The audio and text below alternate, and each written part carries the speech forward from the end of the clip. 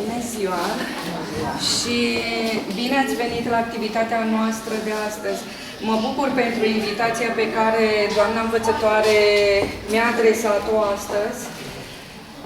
A trecut un an de zile, ne-am întâlnit la începutul anului școlar. Eu știu, poate dumneavoastră aveați unele temeri, poate vă gândeați ce o să fie în acest an școlar.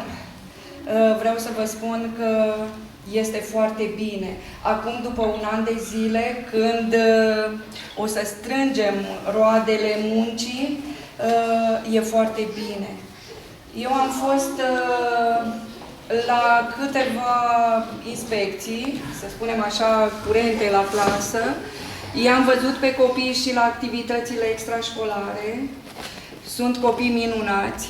Cu siguranță că sunt așa pentru că și dumneavoastră vă ocupați foarte mult de ei și nu numai dumneavoastră, ci și doamna învățătoare, care în permanență este alături de ei. Am văzut-o de fiecare dată la clasă, am văzut-o chiar la orele de predare, am văzut-o și în cadrul activităților pe care le-a susținut și cu siguranță astăzi putem să spunem că suntem toți mulțumiți de ceea ce este la final. Copiii sunt foarte bine pregătiți, ei au avut un bagaj de cunoștințe și de la grădiniță. Mă bucur că și doamnele educatoare sunt astăzi aici prezente ca să le vadă evoluția. Și evoluția care a avut loc pe parcursul acestui an școlar a fost foarte bună.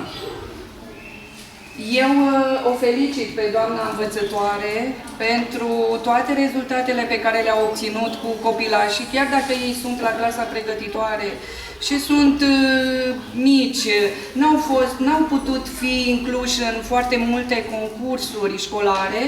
Urmează de la clasa 1 până la clasa 4 să participe la concursuri, la olimpiade școlare, la activități. Anul acesta a fost un an de foc și pentru doamna învățătoare și poate și pentru ei. Vă felicit și pe dumneavoastră, îi felicit și pe ei. Vă doresc multă sănătate și să ne întâlnim cu bine la începutul anului școlar următor. Felicitări, doamna învățătoare, și felicitări copiilor! Mulțumim foarte mult, doamnă director de la Comunitatea Cecilia și pentru că a fost alături de noi în permanență. Doamna, nu sunteți pe fază? Deci, pentru că a fost alături în permanență, vrem să primiți din partea clasei un simbol al gingășiei lor. Chiar nu trebuie.